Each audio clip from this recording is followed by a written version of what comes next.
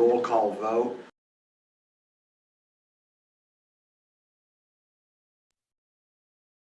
Members participating in this meeting. Paul Christensen. Present. John Hemmelgarn. Present. Steve Lambrick. Absent. Scott Riley is absent as well. Dave Saladino, you're here virtually. Yep, and Scott's here too. Yeah, but Scott's not participating in the meeting. Oh, yes. And Finney Crossing. Got it. Right. He's a member of the audience today. Yes, Is sir. that correct, Scott? That is correct. David Turner is present and Chair Kelly is present. So we have 5 in attendance from the DRB. We have a quorum. Okay, staff, would you like to say your Zoom blurb, please? Sure. So if you could, after launching this Zoom meeting, click on your name, just make sure that it's showing your name rather than a phone number. And then in-person attendees with laptops, we don't have any here except for me and Bonnie, so let's skip that. Your mic and video settings are at the bottom of your screen, and use the chat function for Zoom help, or if you'd like to speak. In the reactions, you can raise your hand and for questions and for feedback. And you can also enable a transcript if you'd like that. And then if you're on telephone, press *9 to raise your hand, press *6 to mute or unmute. To optimize the view, you can use side-by-side mode, or you can fit it to the window. Side-by-side mode is recommended because we'll be sharing screens. You can click and drag the slider to adjust the size of the camera on the shared screen. And lastly, if you have a bad internet connection, turn off your video, close any browser tabs you have open, computer programs or phone apps, or use your telephone for speaker and microphone. That's it. Okay, thank you. Okay, 2 items on the public hearing side. DP 09-01.23. That's for Finney Crossing, Building H, a restaurant, and then DP 09-01.24 is also at Finney Crossing. That's for Building F, senior living. So first up is the restaurant. At the beginning of each hearing, just following these new instructions, I need to repeat, if Zoom crashes, the hearing will be continued to July 27, 2021. The applicants, I know you both, but if you would give us your name and address for the record, that would be appreciated. Chris Snyder, I'm sorry, Chris Snyder with Snyder Homes at 4076 Shelburne Road, Shelburne. Andy Rowe with Lemmer and Dickinson, 14 West Drive, Essex. Okay. I think with that, I'll turn it over to staff. All right. This is a request for pre-application review of a proposed 4,200 square foot single-story restaurant building with private dining patio and the Finney Crossing Urban Park. Staff is recommending approval of this pre-application. The DRB should discuss the urban park with the applicant and carefully review the recommendations drafted by the HAC and staff. This is the first time the DRB is reviewing the request. This site, lot C10, was reviewed last year, but that proposal was abandoned during the COVID-19 pandemic. The hack reviewed this and submitted comments, which are included in your packet, as did Public Works and Fire. No comment letters were received at the time of mail on July 2021. So the use is a full-service restaurant. It is allowed in this district under NAICS code 722511. The proposed building is anticipated to meet the height and setback requirements. Outdoor storage is proposed, identified on the site plan as backyard. While outdoor storage is typically prohibited, this area is contained within an architectural extension of the building and will be buffered from the Curtis Lane headway with landscaping. So in the Taft Corner zoning district, development standards related to building masking and pedestrian friendly design apply and are discussed below under design review. The Taft Corner zoning district, this proposal is anticipated to uphold the 5 of 9 criteria at discretionary permit because it includes the development of the required urban park. New development in the Taft Corner zoning district must offer at least 5 of the elements listed in WDB 41.5.3. These elements may be provided cumulatively or in or accessory to multiple buildings that are part of a single development proposal. Any crossings 5 criteria are listed in the Act design review addendum. Adirondack views are not available in this location due to topography and layout of other buildings, both within Finney Crossing and in the surrounding area. Though Green Mountain views are not mentioned in bylaw, views of Bolton Mountain from the park will be lost when building is constructed.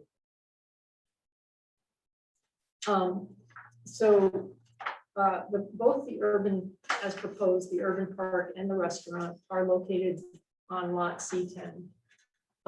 In which case the owner of the restaurant could own the urban park as well.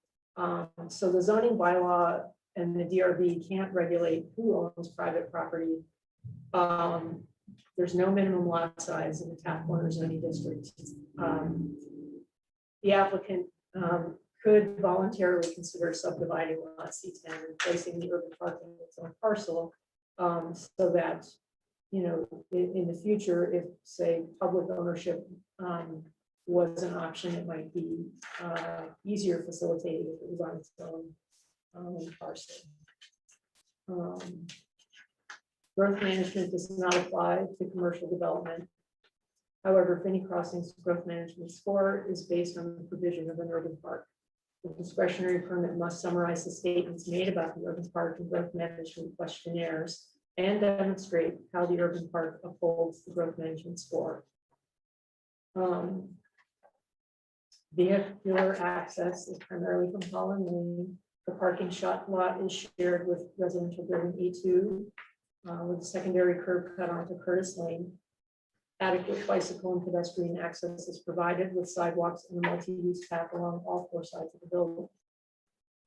So the number of required spaces is between 63 and 84, depending on the type of restaurant. There's only 2 types of food service listed in table 14A. While neither is defined in the bylaw, a quality restaurant is considered to be a restaurant where table service is provided, whereas fast food restaurant focuses primarily on takeout to go orders. So the parking chapter didn't contemplate the online ordering post COVID world. So, however, the applicant could consider designating parking spaces for takeout, online order, pickup, and a recommendation on that is drafted. So, because there's only 2 types of restaurants listed, it's likely to fall somewhere between those 2, and where a use is not listed in table 4. Mr. Speaker, yesterday, the United States was by Empire of Japan.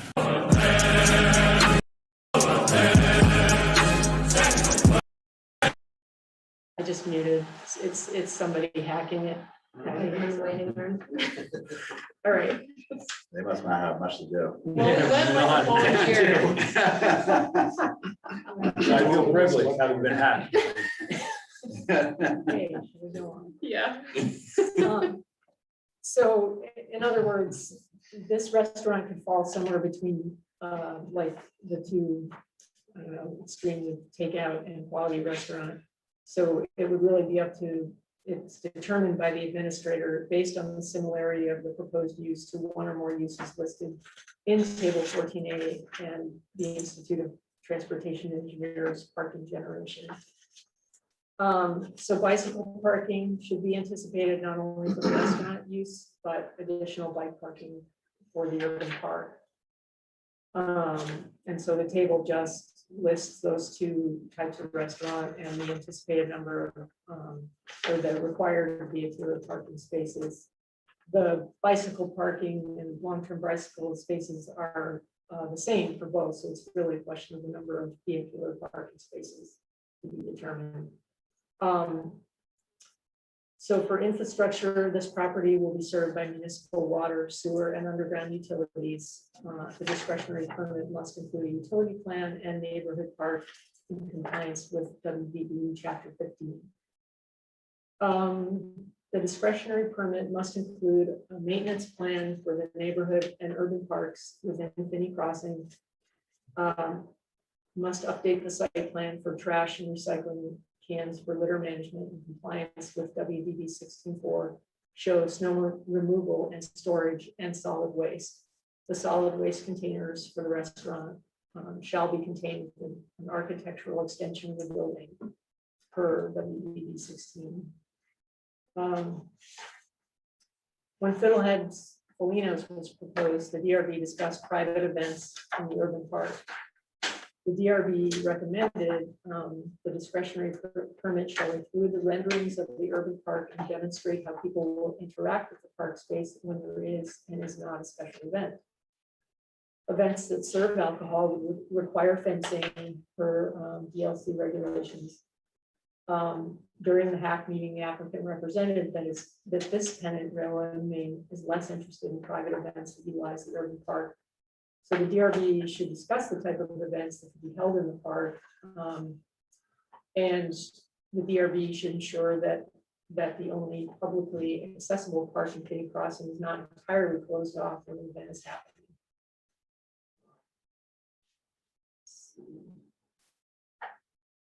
Staff has drafted a recommendation about smoke, odor, noise, and screening. The applicant is proposing a restaurant adjacent to a hotel in the vicinity of residential apartment building.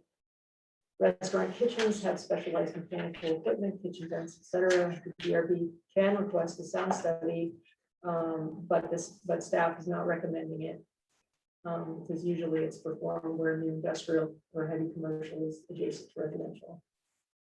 So for design review, the HAC recommendations are included. The HAC in general was satisfied with the building design and renderings. The HAC provided several recommendations about the urban park.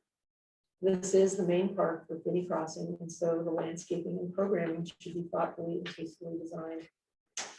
So the DRB and the applicant should discuss the urban park, the design elements proposed, the types of renderings, site plans, material samples that should be presented at discretionary permit. And the HAC recommendations sort of lean toward a comfortable and inviting park, a place where people can gather and visit. For landscaping, the parcel is unique. It's internal to the overall Finney Crossing development, so traditional landscape buffers don't apply. It abuts the Curtis Lane pedestrian path and hotel to the west, a shared driveway to the south, Alden Lane to the east, and shared parking lot to the north. At discretionary permit, the landscaping plan must be provided that sufficiently screens the backyard storage area from the headway, provides ample landscaping for the front yard and in the urban park, and street trees along two road frontages. The DRB and applicant should review and discuss the HAC's recommendations about park landscaping. For outdoor lighting, the discretionary permit must include a lighting plan in compliance with WDB 24. The DRB can allow higher illumination levels along pedestrian ways and entrances. Lighting fixtures are subject to design review. For signs in public art, the discretionary permit must include a master sign plan amendment to include building H and review public art. If the art is proposed within the urban park. A public bulletin board is recommended in the urban park. So for impact fees, school and recreation impact fees do not apply to commercial development. Transportation impact fees do not apply to Finney Crossing in exchange for the construction of Zephyr Road. The discretionary permit must include a trip generation analysis that compares the hypothetical impact fees, taking into account the overall vehicle trips in Finney Crossing to the cost of constructing Zephyr Road. And that's all I have. The staff report, recommendations and motion follow. Thanks. Okay, thank you. Okay, gonna turn it over to Chris and Andy. I'd appreciate it if you walk us through the project. Can they put the boards up? Is that? That's fine. I can also share for people on Zoom so they can see. I can share. You can share the drawings. Yes. Okay. Um, Want you look for those, and if Chris and Andy, if you could get ready to show us your boards, walk us through the project, give some whatever fidelity you can to the building, the use, the park, what you envision there, and then if you could address the proposed conditions of approval, and if there's anything in there that you object to and you want to talk about. Okay. Absolutely.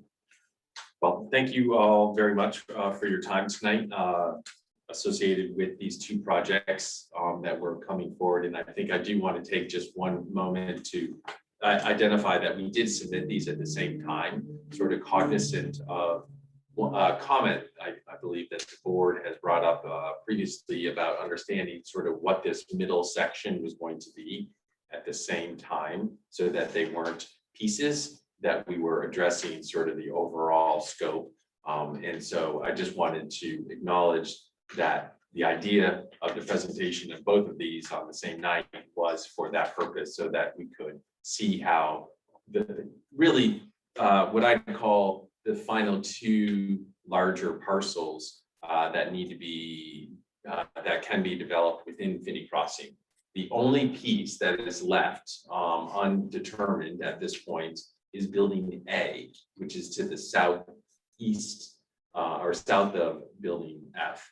And that is something that we will come in the future. But other than that, that we did want to identify like that middle core and how all these pieces are coming and tying together. So I want to thank you for sort of giving us that idea, and we wanted to present it that way. We have been focused on feedback that we received from you and the hack over the last several months during some of the other applications that and meetings that we've gone through. And I believe that what we've done here today is presenting an application for building H and for the park and along building F that does include a lot of those items that people had concerns about. And so hopefully we have addressed those. And if there are other comments, we certainly will take those and listen to those and provide and take that feedback.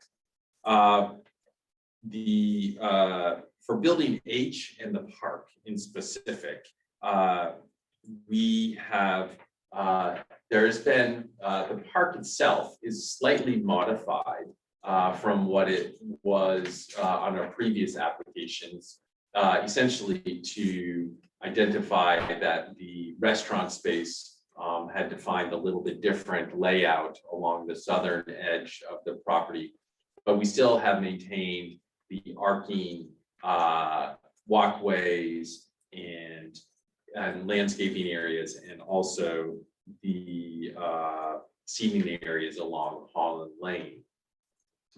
We do believe that the park, and I'm going to focus a little bit on the park here first, is inviting and encouraging for people to utilize and to walk through, both from the hotel, also from the healthy living building, and also for the residents who live in the apartments and also in the homes at Finney Crossing.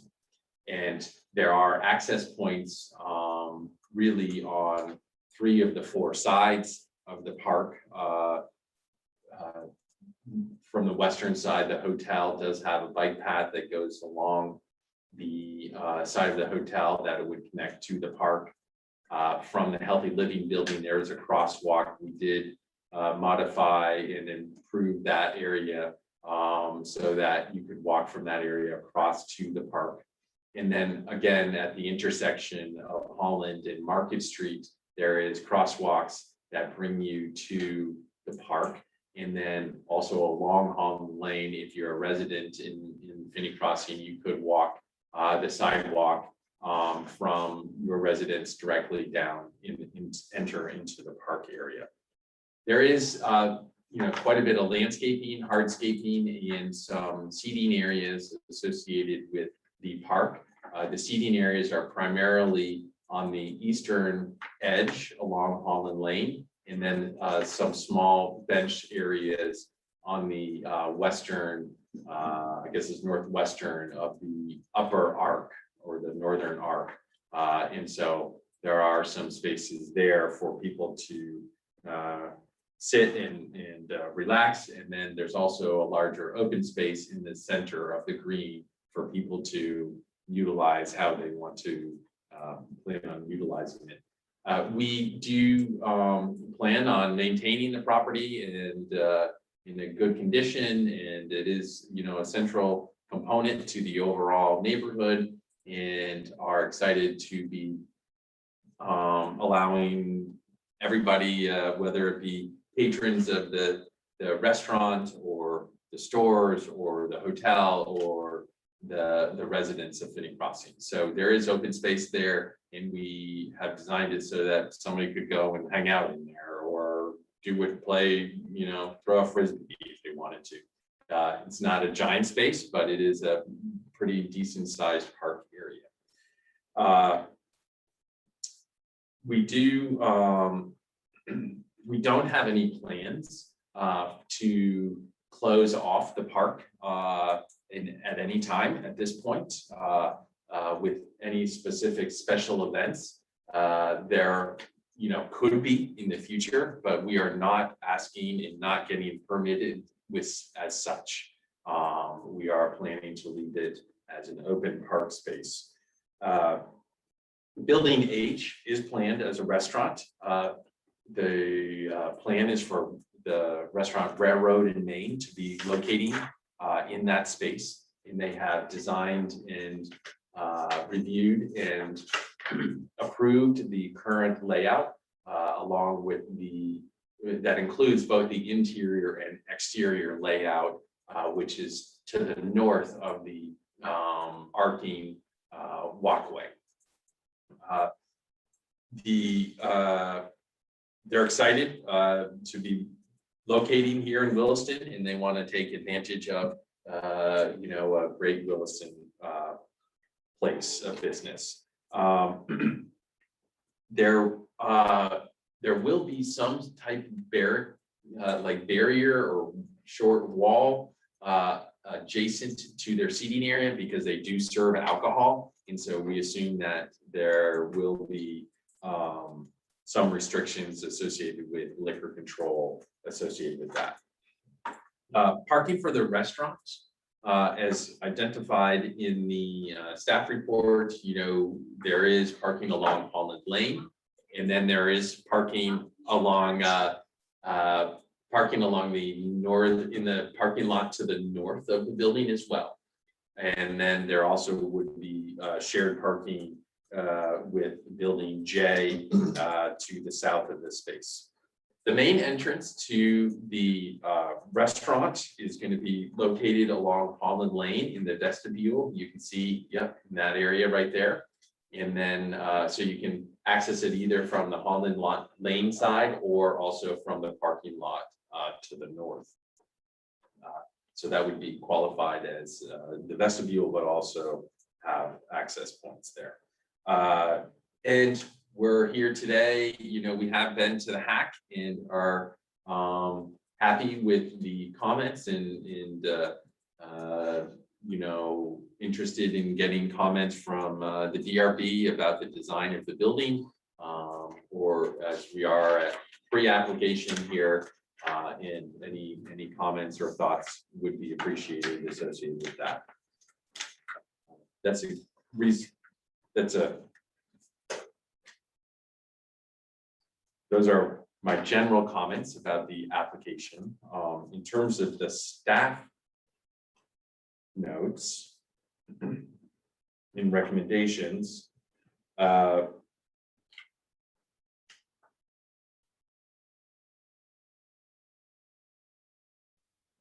I don't remember seeing anything that was of concern. We do understand that the discretionary permit application will address the public works memo and the fire department memo.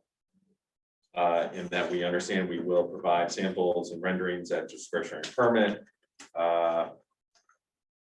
And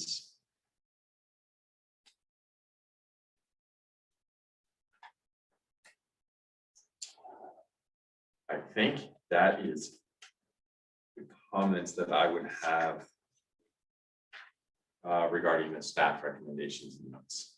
Okay, Any other questions? I'm sure there will be. Melinda, could you bring up an elevation of the building? I'd like to hear Chris and Andy just give us a little narrative on the building. I think you have to go back to the. Yeah, just there you go. Yeah.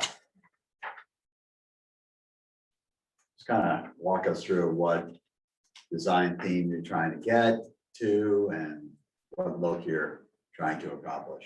Yeah, so this is the southern view, the upper, actually both of those are southern view of the building. And obviously we're trying to, there's a couple of things going on here. One is that there is outdoor seating and outdoor areas there. And so we are showing those areas and want to encourage the connection between the open space and the building. And then we have incorporated a roof over that, both from a glazing standpoint, from sun protection with inside, and then also, potentially maybe there's some outdoor seating in a rain, maybe tight close up to the building. I will say that in terms of the use of the interior space, almost all the seating area is on the southern end of the building. And so all of the seating for the patrons would be on that side of the building, which are looking out over their outdoor seating and then the further adjacent to the park.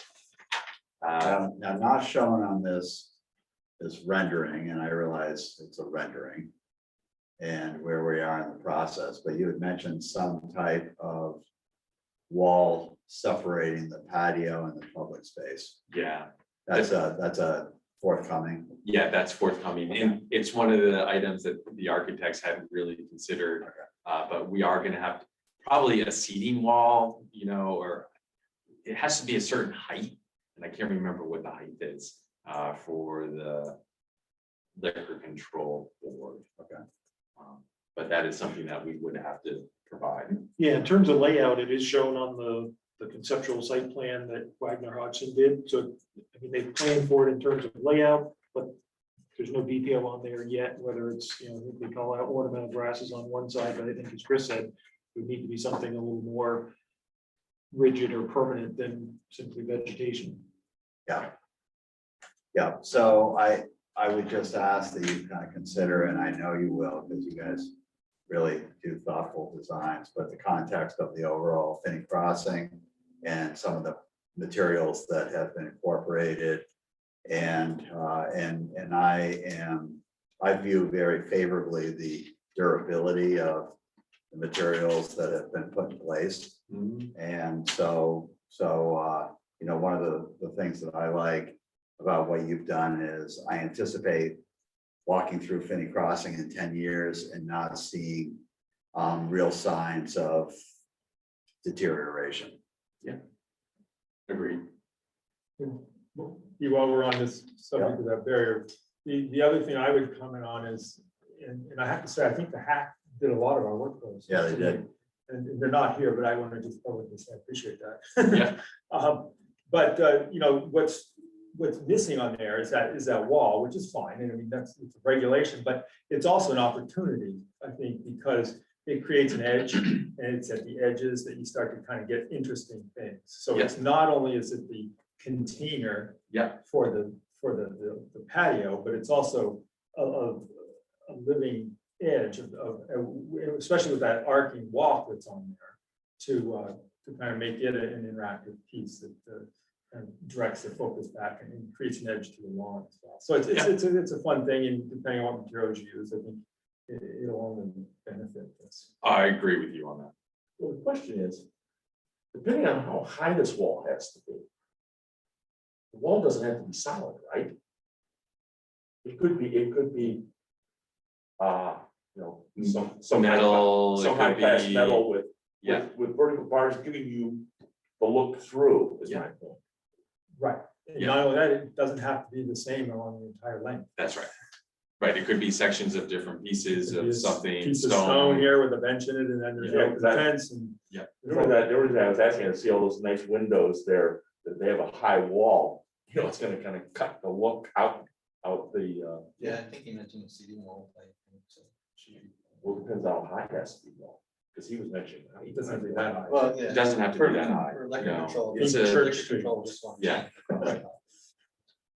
Yeah, it can be incorporated. We can address that and have some mix of parts and pieces there. I think that I agree with you, John, in that having some different components, not just a steady one solid piece, would also be attractive, both from the inside and from the outside and from the park. And I kind of sort of think like when you're in the park, you don't also want to see people sitting at their tables Not either. necessarily.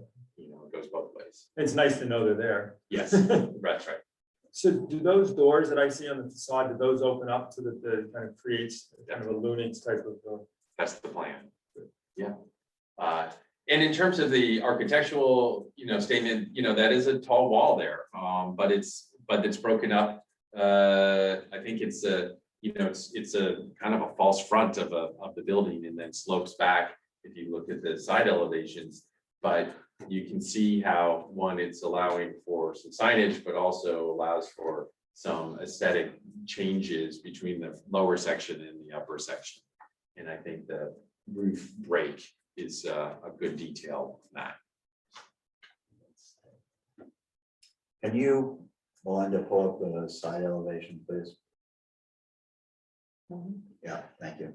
Okay, Yeah, so that's the elevation that you'd see from Holland Lane yeah, as you're driving north on Holland Lane, just after the intersection. So, I think, so is that a membrane roof and that's really just a parapet yes, with mechanical equipment being hidden? that's correct. That's why you can't see. Yeah. And then there would be I think what's interesting about this design is the vestibule, really has a very tall feeling to it, but it also creates a real difference to that aesthetic and like, oh, that's where I go in, and then creates a nice entry point. They draw them in with the different materials. Yes. So it's a Yeah. distinctive Yep. entrance. It Yeah. calls it out. It does. I think this is nice. Of course, I would say, use a baseball analogy, these are kind of big fat fastballs here on a restaurant building. What's the side where the kitchen meets the parking lot? What does that look like? That's a nasty slate. There you go. And I would say that it's not as nasty as it could be. No, it's not. I appreciate you actually having that. Yeah. That could be a very difficult Yes. spot here. Yes. especially where it's where people are pulling up from, many people are going to be approaching the building from the sides. That's correct. And that's the kitchen, And right? that's the kitchen. So where's all this, where's the service entrance and all the deliveries? and the- So that's on the garbage side. cans? You can see on that right-hand side, that last blue car, that's the service entrance point is over there on that corner. I'm glad you're paying attention to that. I mean, Yeah. This is a difficult building type to put in the middle. Yes. We're gonna Absolutely. hide the snow when winter hits. We're gonna have the snow, I'm just saying, is I To the- looked at the parking lot, it's kind of like, makes it kind of difficult for the guys plowing that out to. And, you know, I think there's gonna be enough space on the western side of the parking lot that there will be allowed, there's enough snow storage area on that western side of the parking Okay. lot. Yeah, kind of on that western side where you see some of those Right. plantings there. okay, so you're not gonna put it in whatever that thing. You're Oh, not gonna I show don't it think up we're on gonna that. be, I don't think we're gonna be able to do it there because of visibility and, Well, that was not that. Yeah. I was sitting there saying that it seems like a big chunk of land, I'm trying to go, well, what's going there? the good news is we're managing the parking lot to the north for apartment building 2. And we'll be managing this, the same company will be managing the snow removal for the entire parcel. How are they managing the building? They're pushing it to the south. Yeah, exactly. There'll be a tunnel. Yeah. Yeah, Can you just go to page 1, the rendering? That tree on the right, is that on the drawing? The way it goes in the walkway, it looks like it would be halfway down the walkway. I think they may have gotten added, it's maybe, I mean, it looks good there, It wouldn't be in that. It area. wouldn't but I be don't that see it there, yeah. it Yeah. just In doesn't order to look keep like- the center Yeah. area sort of open, the Yeah. landscaping's been kept sort of to the east and to the west and a little bit Yeah. along the south. yeah, the architect left another It tree looked there. good not there thinking about anyways, it. you know, I'm like, oh, that's do it for sure. It's not there. And it shouldn't be. I mean, if you want to have an open area where you can play frisbee or something. And, right, and this is a preliminary application, so Yes. we'll judge those for Exactly. sure. Yes. Oh, there's somebody. Dave wants to ask a question. Dave Saladino. Yes. Mr. Saladino. Yeah, Mr. Kelly. Just a very quick question on the, is that fireplace turned, is it bi-directional? It looks like there's opportunity to see the flames from outside as well? It looks, yeah, I think it is. That's a cool feature. Show us the floor plan, please. Oh, I see. Yeah, it does look like it is on the, Yeah. if you go, there's a sheet of the floor plan. Yeah, there you go, right there. In that center.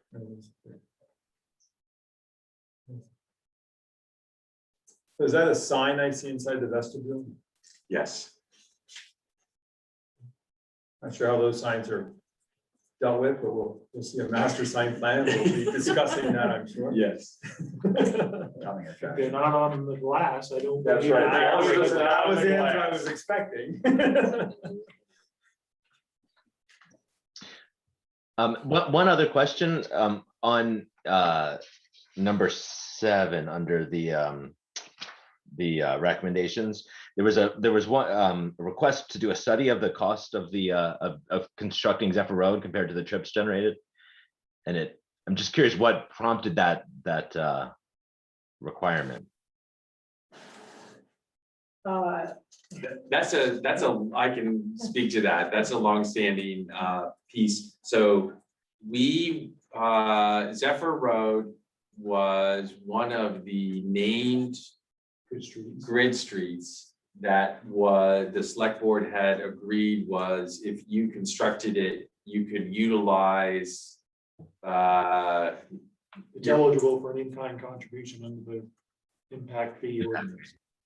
So you've been doing this with each submission? It's not, okay, it's not just unique to this one. Okay, that makes sense. Rebuilding every house, every apartment has been going against that payment. Got it. Yeah, I guess I just never noticed it before. So yeah, thank you. Trip generation. So the impact fee is based upon the PM peak hour trip generation. And I mean, this is probably actually one of the easier conditions to meet because we know what the trip generation is. That's being tracked not only by the town, but also by Act 50. And when you went to the select board, I'm assuming they approved, maybe you know what the cost of Zephyr Road was, and I believe the select board would have approved a cost to draw against in terms of the trip ends. And I know at one point we did the math. On the number of So trip ends. factors into the impact fee and then you do an offset based on your cost of construction. Yeah. Okay. Got But it. given the cost of construction, you'd never hit it with the number of trip with the trip generation that's being proposed, it would be like twice of what it would be, maybe even more. It wasn't a problem to ever reach that threshold. Okay. Okay, I got it. Thank you. Yeah. Dave Saladino, any further questions? That's it for me. Thank you. Other members of the DRB? Considering keeping the park and the restaurant the same piece of property, you're not gonna consider subdividing it, or? Yeah, that's the plan, is to keep it as is. He brought up one thing, on the recommendations, there's one note about a public bulletin board. And it's been an interesting discussion about public bulletin boards and whether or not we want them or don't want them. And in our perspective is that in today's world, that we don't want them. Absolutely. Chris, what number is that? 2E. 2E. Also, item F. 5F. We do not want to consider a commemorative plaque because all that does is just create a potential flashpoint for one group or another to decide whatever's on that plaque is against their beliefs, findings, whatever. So I do not want to see a plaque in that park.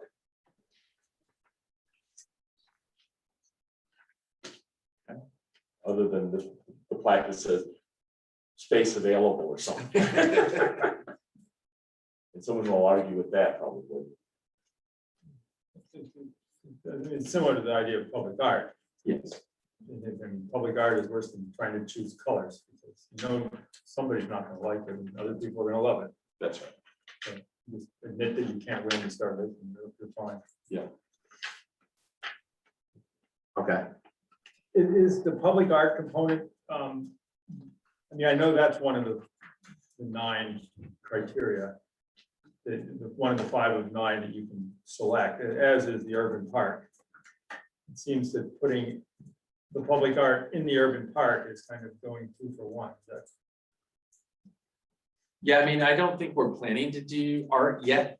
That's not we don't need it to meet one of the 5 and 9. Right. So I think it may organically grow into something like that, but our preference is to allow that to organically grow that way versus planning it at this point.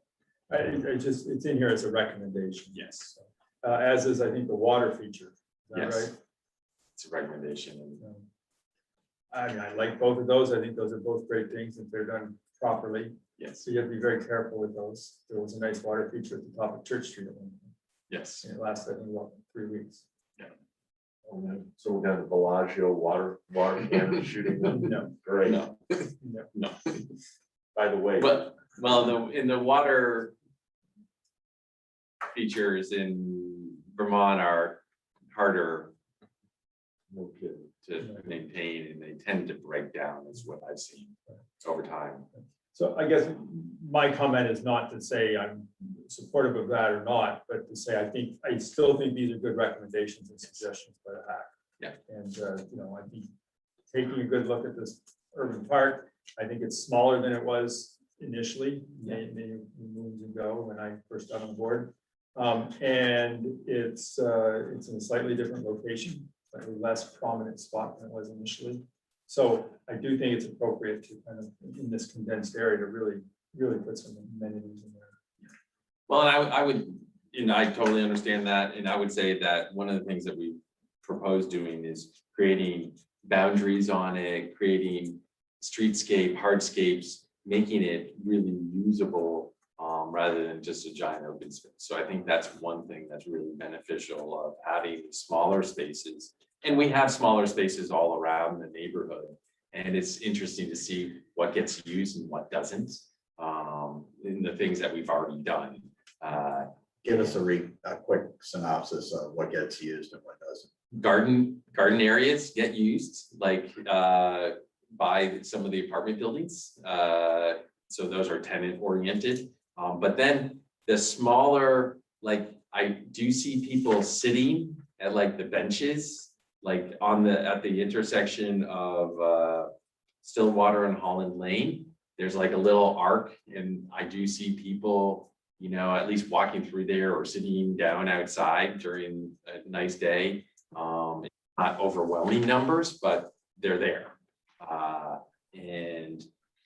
So I think those things work better than some of these larger spaces. So it's a little nook, a little quaint nook.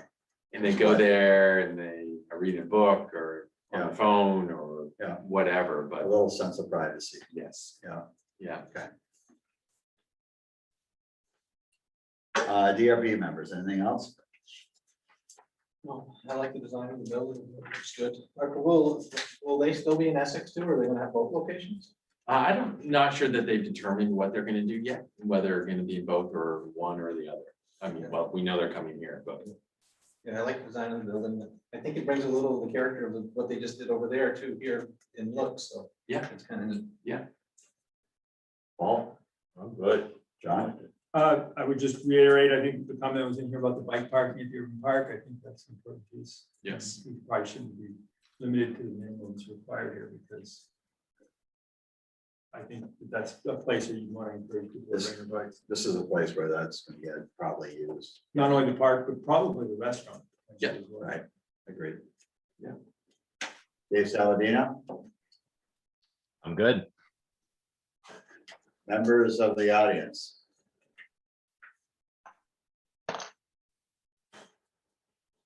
Stands, Connie? Okay. Any final words, Chris? Andy? Okay, thank you. We are going to close DP 09-01.23 at 7:51.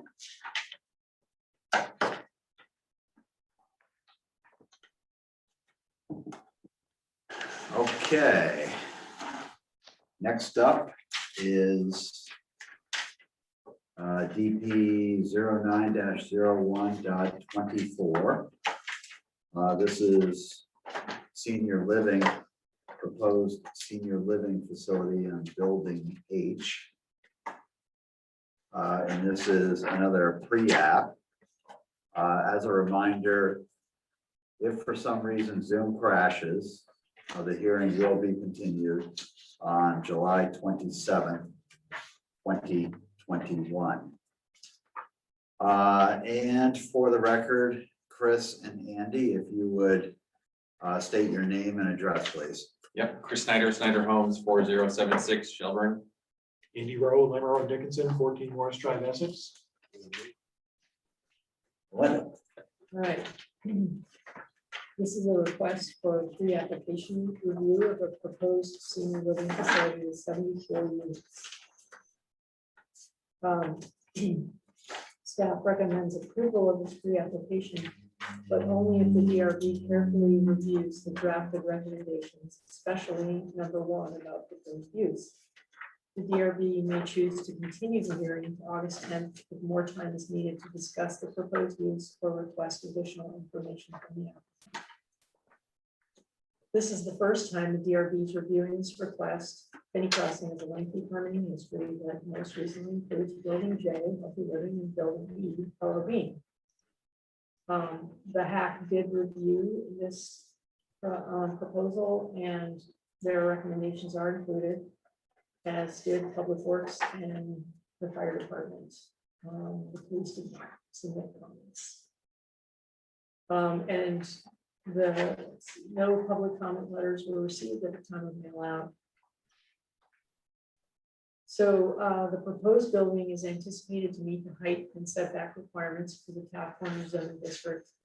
Per WDB 41.5.4, building height can be increased from 36 feet to 52 feet where structured parking is provided. It's 30% or greater of its parking requirements is in structure, resulting in commensurate reduction in surface parking and loading areas. However, this incentive is intended to make it possible to build 3, or depending on the grade of the site, 4-story buildings that have diverse, attractive roof lines. No outdoor sales or storage are proposed. In the Taft Corner zoning district, development standards related to building massing and pedestrian-friendly design apply and are discussed below under design review. This proposal is anticipated to uphold the 5 of 9 criteria discretionary permit. Any crossings 5 criteria are listed in the hack design review addendum. The discretionary permit must show how views to the Adirondacks where they exist will be used as a feature of the proposed development. This does not mean that views must be left unimpeded. It does mean that developments must find a way to use this natural asset. So the allowed use, senior living versus residential. The DRB must decide if the services provided are sufficient for the project to qualify as senior living. The DRB may continue the hearing and request additional information from the applicant about amenities. If the DRB decides the proposed facility is a residential apartment building and not commercial use, then residential density and growth management allocation would apply. Pre-application recommendations are guidelines, not an approval or denial. At pre-application, the DRB is deciding what information is needed to write findings of fact and conclusions of law at discretionary permit. So all uses under NAICS 62 healthcare and social assistance are allowed in the zoning district. That NAICS code defines senior living without nursing care as residential and personal care services without on-site nursing care facilities for 1, the elderly or other persons who are unable to fully care for themselves, and or 2, the elderly or other persons who do not desire to live independently. The care typically includes room, board, supervision, and assistance in daily living, such as housekeeping services.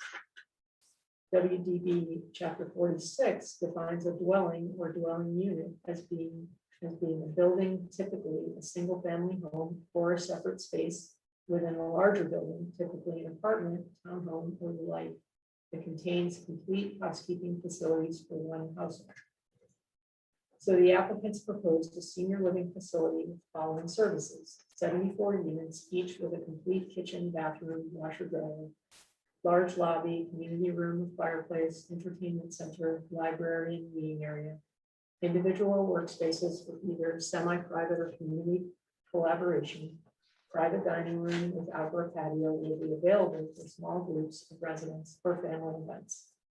Fitness center with private room for classes or physical therapy sessions. Staffing on-site manager, concierge staff about 8 hours per day and 24-hour emergency on-call staff. Laundry and linen services. Food service.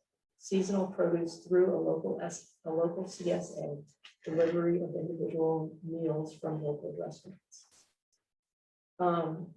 So a recent project that's similar that was approved, the DRB approved Williston Place, a senior living facility at 422 Blair Park Road in 2016. Williston Place has a dining room and commercial kitchen providing 1 meal a day to residents. A commercial kitchen is not proposed in Building E, and therefore no meals for residents will be prepared and served on site. Residents will need to prepare their own meals in unit or seek meals from outside sources, takeout, delivery. Williston Place is the only senior living facility approved under the Unified Development Bylaw, where use is expressed as any ICS codes. The other senior living facilities in Williston, Eagle Crest, Falcon Manor, Whitney Hill were approved and constructed prior to the 2009 adoption of the Williston Development Bylaw. So there is a chart, a table included that illustrates the similarities and differences between Williston Place, senior living, and the proposed senior living project. So growth management would only be applicable if the DRB writes a pre-application recommendation that the proposed use is residential. Residential projects that complete pre-application in 2021 are eligible for growth management allocation in March of 2023. Building F and building A3, existing residential building, shared parking lots and access onto Market Street, Zephyr Road, and Holland Lane. A traffic study should be provided that compared the number, this is the same thing we talked about, the number of vehicle trips within Finney Crossing to the cost of construction of Zephyr Road. For vehicular parking. A parking lot's proposed at the corner of Market Street and Zephyr Road near the senior living Port of Share and primary entrance. This building and parking lot arrangement is unavoidable because of the Belcom transmission line easement. No buildings are allowed under the Belcom easement. The number of parking spaces provided will depend on use, residential versus commercial. Senior living generate parking at different rates. 74 or 130 parking spaces is a starting point, both a minimum and a maximum that can be increased or reduced through various mechanisms, including shared parking. At discretionary permit, a shared parking analysis for building A3 must be provided. The DRB and the applicant should discuss accessible parking. A senior living facility may require more accessible parking than other residential or commercial uses. The DRB may find that a development needs more or fewer accessible off-street parking spaces than are required by table 14B, and so provided that the federal ADA requirements are upheld. The applicant should strongly consider providing end-of-trip facilities for employees within the building rather than sharing with another city building. The applicant should also consider providing more short-term and long-term bicycle storage than required by the bylaw. For on-site infrastructure, compliance is anticipated. The property will be served by municipal water and sewer. Vehicle and pedestrian circulation must comply with WDB 15.2. The discretionary permit must include plans and specifications for litter management, snow storage, and solid waste. For density, transfer development rights. The density standards would apply if the DRB determines that the proposed use is residential and not commercial.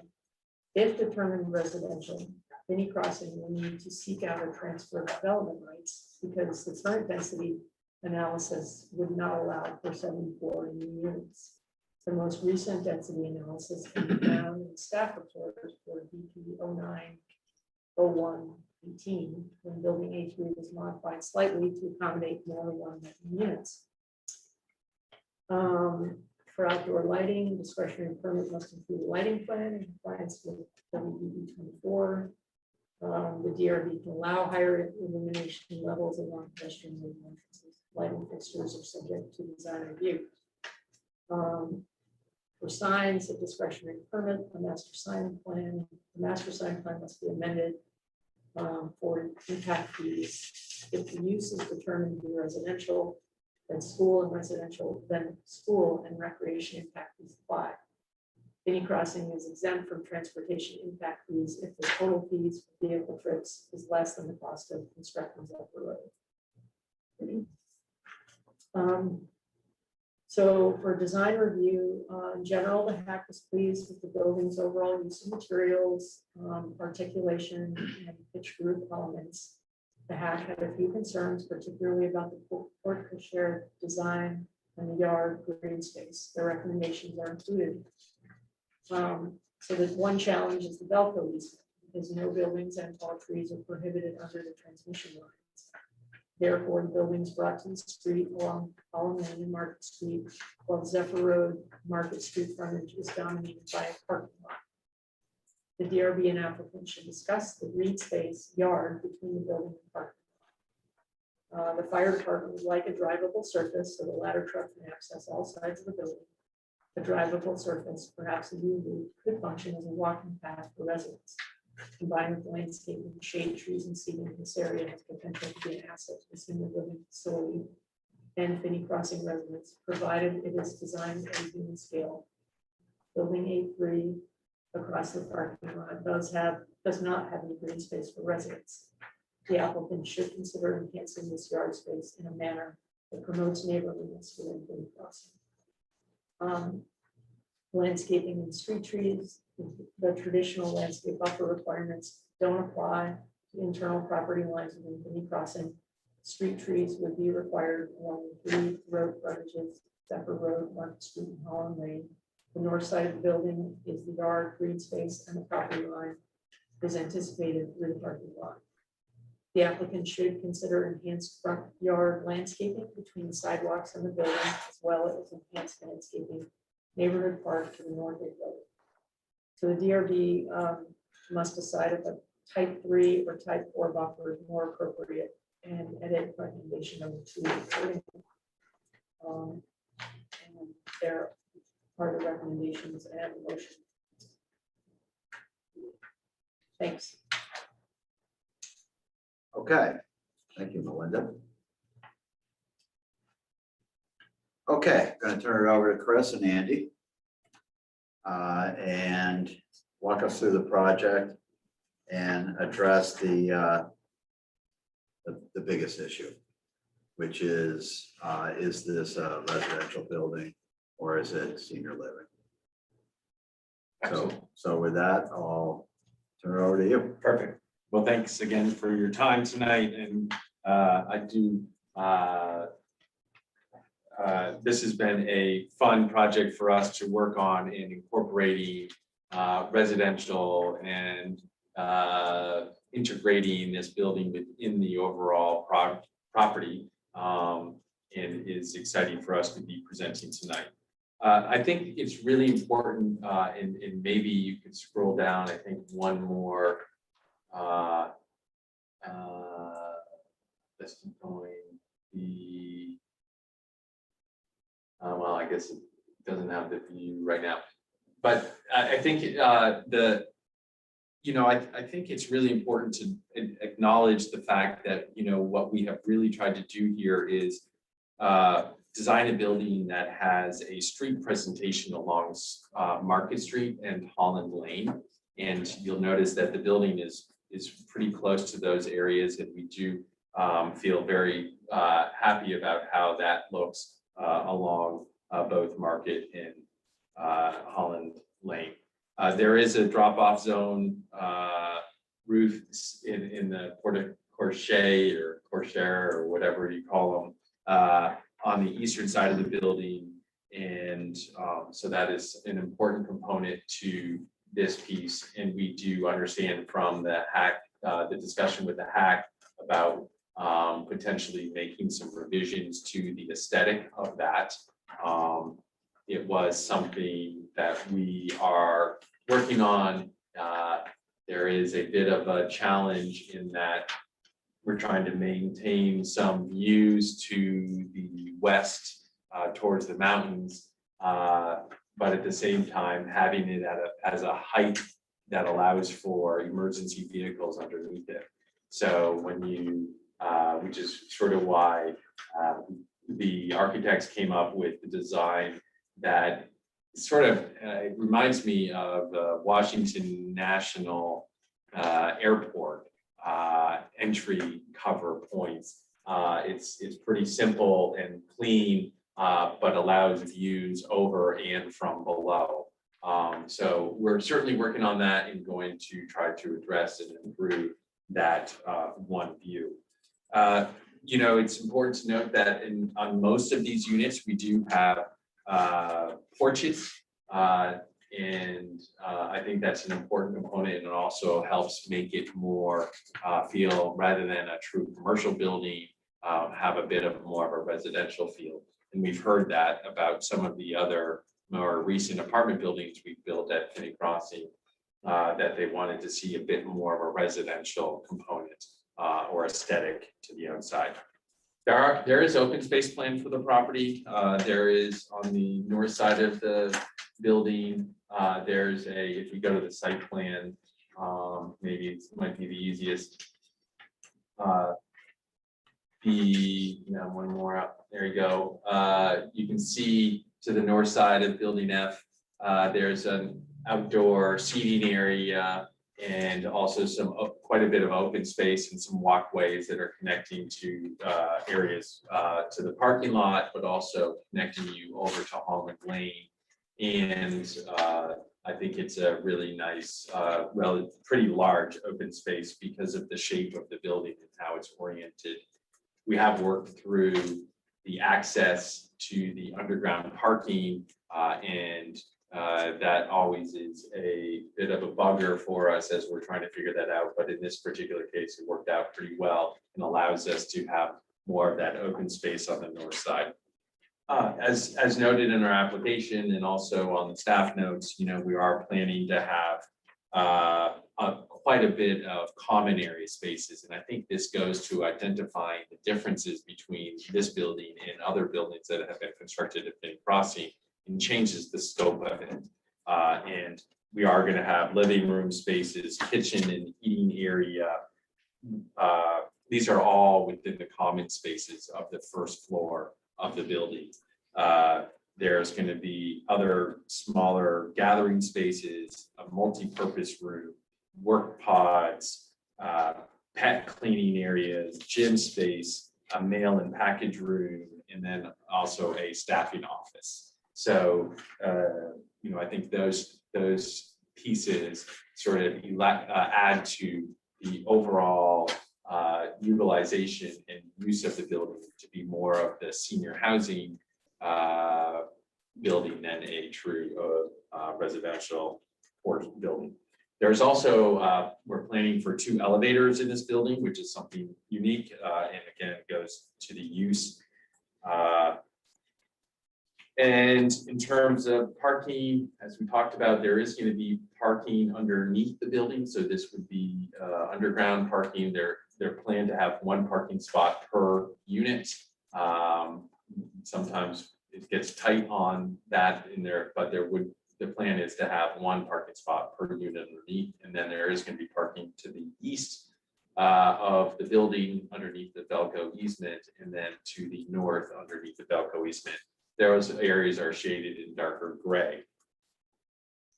Meals, staff noted, a requirement of, 1 meal per day, and i.e. a commercial kitchen. And we feel that we are willing to and able to commit to the commercial kitchen, and we are working on the providing in FDP would be providing a description of 1 meal per day. So that is something that we would be able to provide. Indy had an idea that maybe we might be able to have one of the adjoining restaurants that are on the property provide a catered meal. And I don't know if that's something that's allowed, if they had a choice that commercial kitchen could be the provider of the meal. But it's just it's an idea that we can certainly work through, but we are willing to and able to commit that we will provide 1 meal per day. We did request the one difference from the staff recommendations and what our application is we would like to staff this at 8 hours per day with a 24 on-call staffing. And that's one line item that we feel is definitely still providing services to the tenants and having someone there 8 hours a day. But we'd like to ask and see what the DRB's perspective is on that, if that's considered, meeting the requirements for this classification. So I think that's, you know, in terms, did I answer enough questions about the use? Or provide enough information about the use to the DRB about that?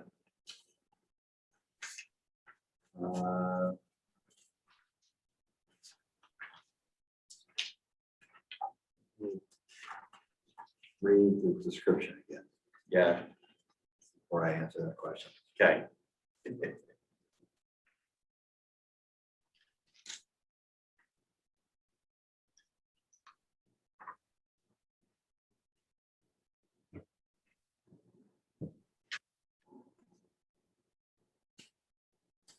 So the code it as residential and personal care services without on-site nursing care facilities for the elderly or other persons who are unable to fully care for themselves.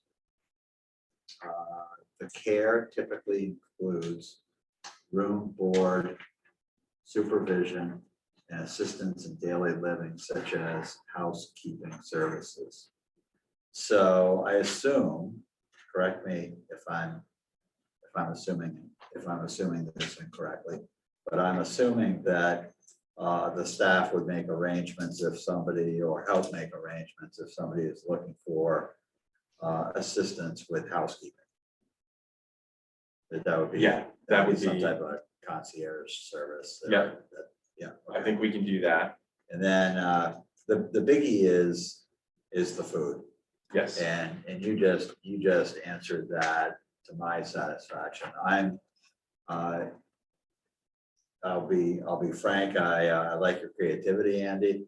But that to me doesn't satisfy the intent of this. Okay. Is to get, is to have the option of procuring takeout from a local restaurant. That's not the spirit of what's the code says, in my opinion, but I'm one person.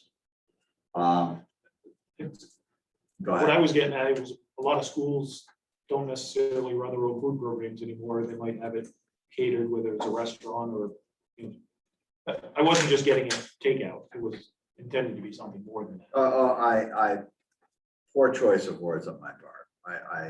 I interpret it like that. Okay, so with that, I'm going to turn it over to the board for questions. I'm going to start this time with David Saladino, so you don't have to do the little raised hand symbol. The only question I had was, and I know this is still pre-app, but kind of the back of the house stuff. Do you have a sense where kind of trash and linen deliveries and food deliveries will happen? So in terms of trash, we had proposed to locate the trash within the building, in the garage. And we know that we have done that in other locations, and in this particular instance, we think it makes a lot of sense to have the trash located within the building. And so that would be one. In terms of deliveries, I would assume that they'd either access it through the garage. So the building's footprint is quite large because there's so much common space that it's larger than what we've seen in our other buildings. And so there's actually quite a bit of space underneath the building that would allow for a delivery truck or some, a smaller delivery truck to go in there and access that. So from a linen services or something like that, that's where they could go and pick that up. How many spaces does the layout currently accommodate? I think it has 74 plus bike storage, plus a wood shop, plus there was some storage areas. There's quite a bit of square footage down in the garage that allows for some of those other pieces to be used. Yeah. Anything else, Dave? Yeah, that's it. Members of the DRB here in Williston. My only question would be on your leasing or sale of the units. Will there, in your contract, are you going to restrict to certain age groups? Since it's gonna be senior, We have to restrict. Yeah, I think we Yeah, have to it's restrict 55 it. plus, It's right? 55 plus. Yeah. Yeah, has to be. But it doesn't, I don't think it actually has to be everybody in there. And I think that we've had this discussion and I can't remember where we landed on it, but as long as we're providing the services, I'm not sure that it has to be rated at 55 plus. That's my understanding. But I can, For item or for both options? yeah, for both occupants. Maybe a question for. You know- mean like you if know the someone's answer on married that? to someone I who's don't. 55 and they're under 55? Yes. Arizona. I don't know. I don't know either. My Yeah. aunt and grandpa did that. She was breaking the rules. Yeah. Well, So there's, that's something that we would need to. I don't, Yeah. you need to comply. Well, I don't know Yes. what the. Right. I don't know what compliance means, but you need to comply. We certainly can work on that, and that's a good question, and we can clarify what that is. Okay. To comment on design review, business about the drivable surface. This may be the issue where you want to look at putting in the panels that go on the grass that allow large vehicles to go over without having to put in concrete. Mhm. You may want to look at this, because I'm saying that would meet their requirement and not suddenly have a big impermeable space, right there in the center of the Yeah. the U. Yeah, I think we certainly, there's several items that the fire department has requested, and our intention is to go and meet with them based upon their review. And we have some questions and some concerns that, and we want to work through those with them. One of the things to note about this building is, just like all these buildings, is there's going to be sprinkler systems throughout the building, fire alarm systems throughout the building, and our real preference is not to interrupt the open space with a path, either concrete or even the plastic graded systems. I'm just saying that, believe it or not, once they're in place and the lawn's growing, you won't even know it's there. Seriously. Yeah, we've seen Large that. vehicles can drive on it and it doesn't sink into the mud. It's the geo tiles or something like that. We've got them in a few places at Finney Crossing. Are you required to do fire drills in a facility like this? Good question. I don't know. Yes, you are, the nursing. I facility. don't know, I mean, I don't know. I'm planning on asking my dad the next time I call, if they have fire drills or not. Yeah. Because, it's not that easy to do, is to get all those folks out of Yes. the building, and they don't like doing it in the middle of the night, I guarantee that. Right. I'd be surprised how many sundowners there are, at least in Ohio there are. John, anything else? Yeah, I got a couple of things. Okay, go ahead. One, this is an interesting discussion. And you know what it reminds me of? It reminds me of when we were asked to define what a historic barn is. To be asked to define what makes a senior living and what doesn't, because there's no really clear definition in here. And, and I have a feeling that you said before, when you asked your questions, oh, these are my personal opinions. I've got them from my own personal experience or my life of watching other people that I know being in one of these facilities. But I don't know if there's an industry standard of what makes this or not. I feel like we're being asked to kind of decide that here. It's a little odd. Now, having said that, there's a couple things that I would think, and I think the meals is really one of them for a number of reasons. Some of the folks here don't eat as well as they should. And when you've got a meal preparation facility, it means you probably have a dietitian on staff, and they're probably choosing their meals, and you can keep track of what they're eating. I know it's very helpful with my dad to be able to kind of look back over the last month and see how many times he had dessert and whether that corresponded to his insulin issues, those kinds of things. And so that's why I think that, folks are in here because they need assistance with some of these basic lifestyle pieces. So I think that in my mind, serving where the facility has control over what's being served and what people are making, because some people, you know, they get depressed or whatever, they don't make good meals. And then, you know, 3 meals a day, they're not eating one. So I think that is, in my mind, a really important one. The parking raises, the parking underneath the building looks a lot like all the other apartment buildings that you put in at Penny Crossing, which makes me go, pushes the needle a little bit towards residential and not senior living, because I'm not sure what percentage of the people in this building are gonna have cars, or how many parking spaces you have compared to units. I didn't catch that. Maybe it was in here, maybe it was a report, but I didn't catch that. 1-to-1 was the answer. Yeah, okay. Is that a standard with senior living? I mean, I know that's what you were doing for all the residential apartment. The residential apartment buildings have a 1.5 Yeah. to 1.75. I think it depends on what timing it Underneath was. the building? Oh, no. See, that's what I'm getting. 1-to-1, it's about 1-to-1 for underneath the building, and then this Right. surface parking was the additional. Right, and that's what I was referring to. Yeah. It's kind of the under Yeah. building stuff. Then the last, then there's the whole thing of whether the staff is on call or not. I'm not gonna have a strong opinion on that, other than as a consumer, if I've got the exact same facilities and one's got 24 hours and one's got 8 hours and on call, I'm gonna go to the one with 24 hours, so. Yeah.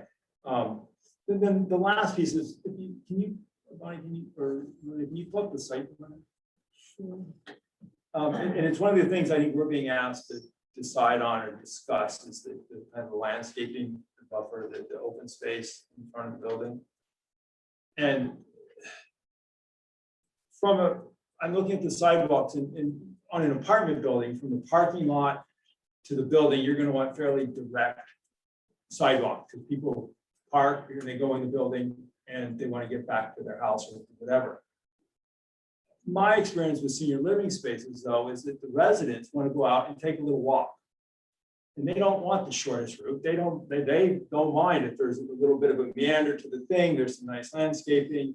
They can look at the flowers. They have a place, you know, where they can plant 3 of their, or my dad does watermelons, but you know, they can plant some stuff. And if there's a really easy to find loop that gets them back where they started, you know, this is just a walk. If they do 3, some people are gonna do it 3 times a day. In my mind, that's gonna be something that says this is a senior living space more than an apartment building. But again, these are kind of nebulous pieces that are my own personal opinions, and I go back to my original statement, which is, I doubt that that's in any kind of a definition anywhere. I mean, I'd really like some help with what the definition is. And I'm not suggesting that we continue this or anything, but I think I'd like a little more guidance somewhere from somebody by the time we get to DP. Okay. Thank you, John. Members of the audience, which I believe are limited to Scott and Michael, do you have anything for the board? Any comments?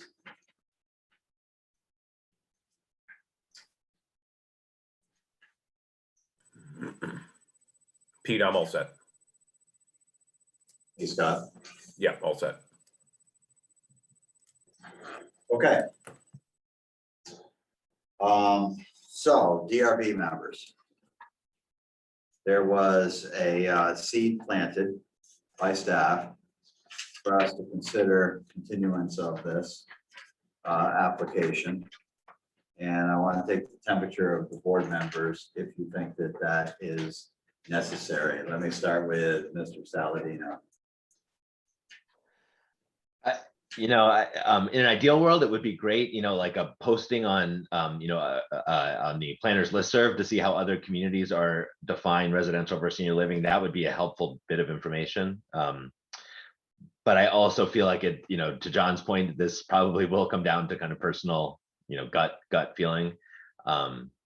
I do, if I could just ask Chris maybe a partially loaded question, but if, if we choose to deliberate, close and deliberate, or not deliberate, but develop recommendations, and we determine this is a residential use, will this stay, will you still be focused on senior living going forward, even though you'd have to go through growth management, or would you rethink the project as more of kind of just a normal residential apartment building? We think of it, we wouldn't, And you don't have to answer, I'm just curious. no, we would remain, our focus is on the senior housing project. Yeah. Yep. Okay. And I guess while I'm asking loaded questions, I guess the other one, if that determination was hinging on, hiring a cook to come in 1 day a week, is that something that, it sounds like that's off the table? That's not really something you're worth considering, even if that's kind of the deciding factor here? I think what if we look at the recommendations that were provided by staff, there's really, there's 4, right? In item number 1. And for us, item A, which is the 24-hour on-site staffing, in our request, it was 8 hours per day, 24 hours on call. That, I guess we're looking for the DRB to say, does the 8 hours per day in the 24 on call satisfy this NAICS 6233-112? If it does, great. If you say, no, you have to do the 24-hour staffing, I think we're gonna accept that piece. Commercial kitchen, providing at least 1 on-site meal per day, we're saying okay to that. Laundry and linen service, we're saying okay to that. And the indoor and outdoor community spaces, we've actually already designed a lot of those spaces in here, and so that we're accepting of those items. Okay, well, that simplifies things for us. Thank you, Chris. It does. Okay, so with that clarification, I really I'm taking the temperature of close the hearing and go into a deliberative session or continue. And I think David Saladino is close the hearing. I tipped my hand already. You already tipped your hand. Dave Close. Turner, close? Yep. Paul? Yep. Okay, I'm on the same page as well. So we have consensus on that. Is there anything else the DRB members want to ask or raise at this point?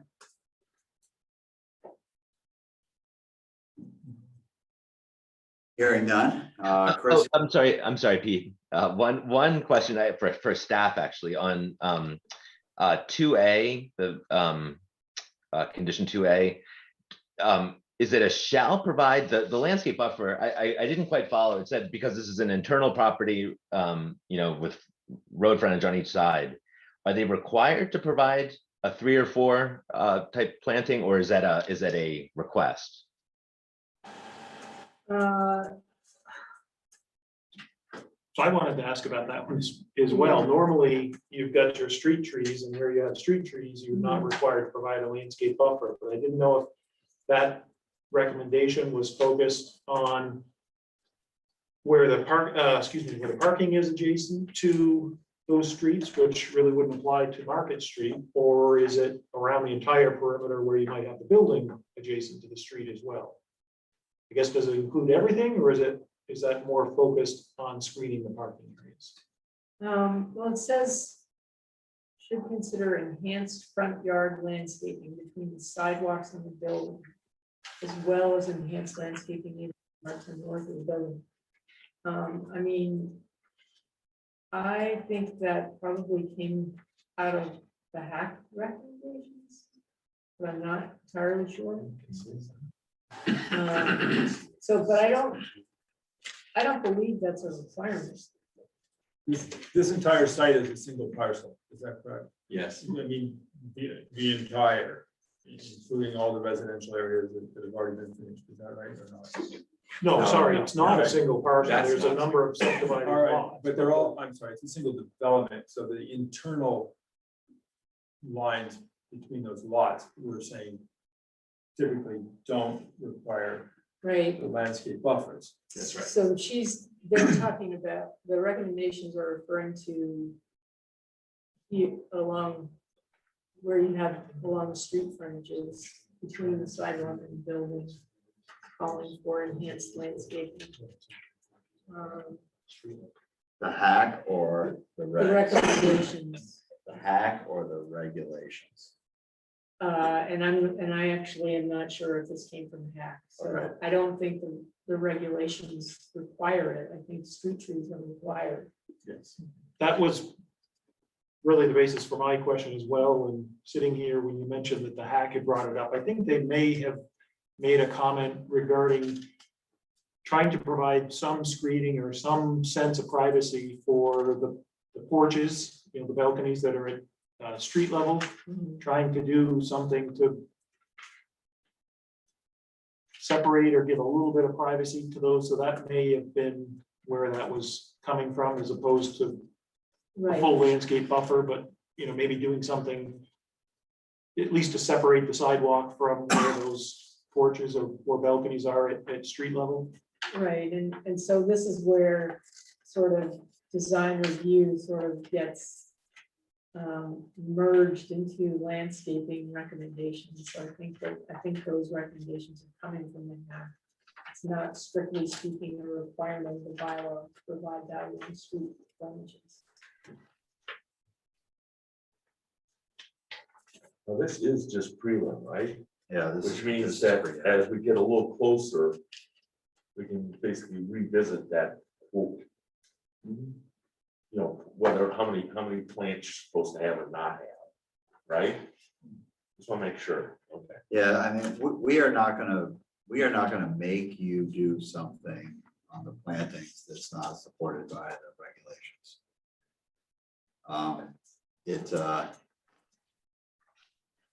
So we will take that under advisement, deliberation, maybe make sure that it's clear in the, we'll probably reword that. Yeah, we'll be words. We'll be that wordsmithing that, recommendation okay. considerably. Because that's not intuitive to me, to make that a requirement. I mean, honestly, as I read through this yesterday or whenever I looked at this, that I was thinking that perhaps the Velco easement was considered a separate lot or something that No. needed the landscape buffer. No, it's just, That doesn't it's make just any an sense. easement with Exactly. restrictions. They want nothing under the belt. Yeah, they want nothing out of there. They don't Right, want. but I thought maybe on this property, next to it was the best I could come up with. Why this was in. And I'm not saying it's very good. Okay, anything else? And Chris, Andy? No. Okay. All right. 8:36, we're gonna close DP 09-01.24. Thank you for coming. Thank you very much. Thanks for your time. See you soon. We are going to go into deliberative session now. 8:36. We're gonna put these in the waiting room. And not really- Right.